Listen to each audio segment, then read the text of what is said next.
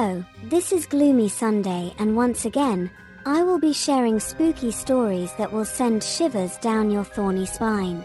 Without further ado, let's begin tonight's creepy, spooky, and sometimes outlandish array of tales.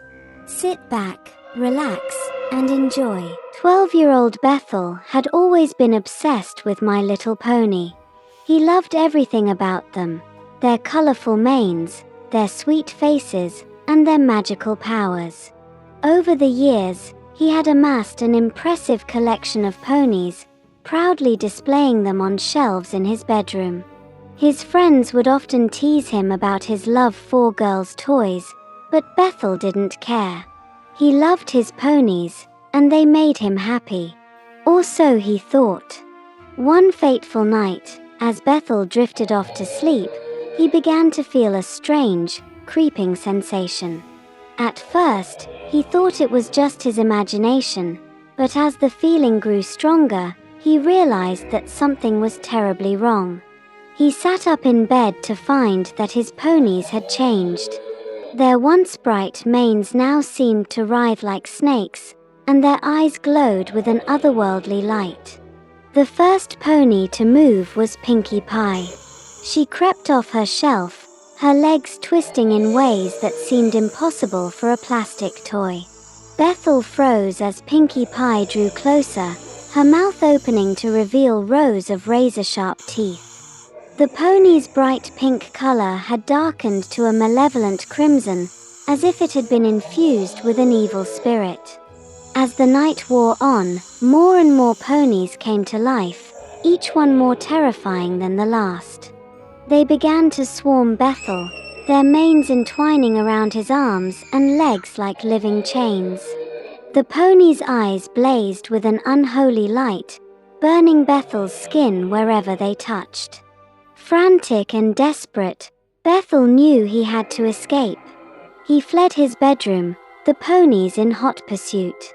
But no matter where he ran, they seemed to be everywhere, their twisted forms lurking in every shadow.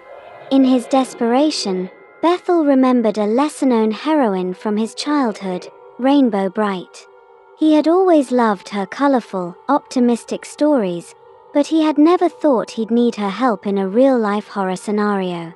With a burst of hope, Bethel stumbled upon his old Rainbow Bright books and movies, hoping to find some answer to his nightmarish predicament. As he devoured the stories, Bethel discovered that Rainbow Bright was more than just a cheerful cartoon character. She was a guardian of color and joy, tasked with spreading happiness throughout the world. And, just maybe, she might be able to help him defeat the demonic ponies that haunted him. With newfound determination, Bethel set out to find Rainbow Bright. He scoured the internet, seeking out rare collectibles and obscure merchandise, hoping to find a way to contact the heroine. And then, in a dusty corner of a vintage toy store, he stumbled upon a mysterious, glow-in-the-dark Rainbow Bright figurine. As soon as he touched the figurine, Bethel felt a surge of energy and hope. Rainbow Bright appeared before him, her radiant smile and sparkling eyes a beacon of light in the darkness. Together, they concocted a plan to defeat the possessed ponies and shatter the curse that had overcome them. With Rainbow Bright by his side, Bethel faced his terrifying collection once more.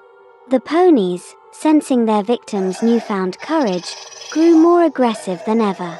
But Bethel and Rainbow Bright stood firm, using the heroine's powers of color and joy to weaken the ponies' malevolent grip.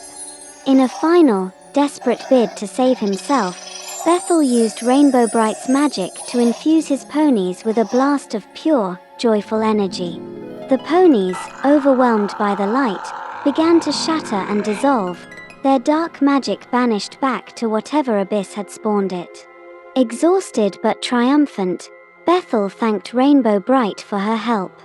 As the heroine vanished into a burst of colorful sparks, Bethel realized that his love for My Little Pony had almost become his downfall. He vowed to appreciate his collection in moderation, lest he ever again unleash a horror beyond his wildest nightmares. From that day forward, Bethel's bedroom shelves were empty, a reminder of the terror that lurked in the shadows of even the most innocent of passions. But he kept the glow-in-the-dark rainbow bright figurine close, a symbol of hope and a reminder that, no matter how dark things seemed, there was always a chance for redemption and joy to prevail.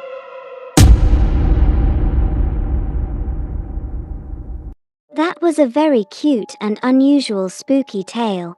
Where else will you be able to hear about a story about My Little Pony and Rainbow Bright but in horror form? Only here at Totally Dolls. But let's hear another story. I was about 8 years old when this happened. I lived in this house in Rhode Island, and we didn't know it was haunted. We lived literally beside a forest where there was wild animals and hunting. The downstairs neighbor told us that they normally see ghosts and to not go into the forest. One night when it was windy, we were still up when the lights flickered, and the doors were opening and closing, but that was shortly after the windstorm. After a week living there, we heard screams from the forest at night. I would run there and check. One day, I heard a scream and ran into the forest to check it, and I got lost. When they found me, I was crying, and there was blood all over me. They asked me what happened, and I said I saw people screaming and crying. Shortly a month after everyone went to play outside and my mom was playing top spin with us, when we were playing, we looked at the forest and saw a bloody figure near a moose. I said, "Mom, that's the lady that scared me." Our dog kept barking at me every night, and I would cry because I would see a lady in my closet. When school was over, we moved to Alaska and the ghost had followed us until we went to see a spiritualist.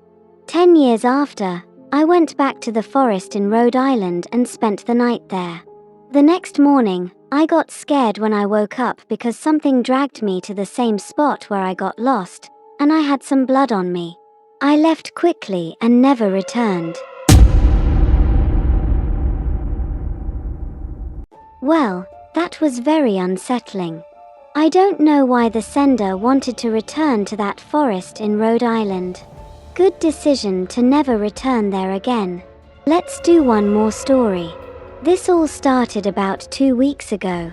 I was in my room, lying on my bed and watching TikTok videos. It was around 4 in the morning, and my sleep schedule was pretty messed up.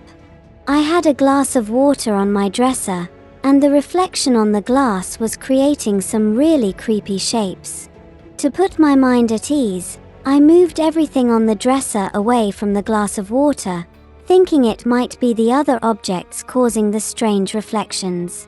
I looked at the glass one more time to reassure myself, and the only reflection I saw was my own. I went back to watching TikTok videos on my bed and turned to face the wall, but I still felt really uncomfortable and creeped out. I figured I was just scaring myself. When I turned back around, I caught a quick glimpse of a tall man's reflection in the glass. I bolted out of the room and decided to sleep downstairs with my dog. The next day, I went back up to my room. Nobody was there. However, the glass was in the middle of my bedroom floor and it was still filled to the top. I asked my mom, dad, and sisters if they had touched it, but they all said they hadn't. I was scared to go into my room at night. Luckily for me, one of my sisters was staying at her boyfriend's for a few days, so I slept in her room with my other sister. They share a room. Their room is next to mine, and all night, you could hear strange noises coming from my bedroom. It definitely makes me feel very surprised when all of a sudden, paranormal things happen in a place where you have lived all your life. While the writer of the story didn't mention if this was their first time experiencing something like this, it seemed that way to me. Hope you enjoyed our spooky and strange stories. Join us next time for more. Take care and boo-bye.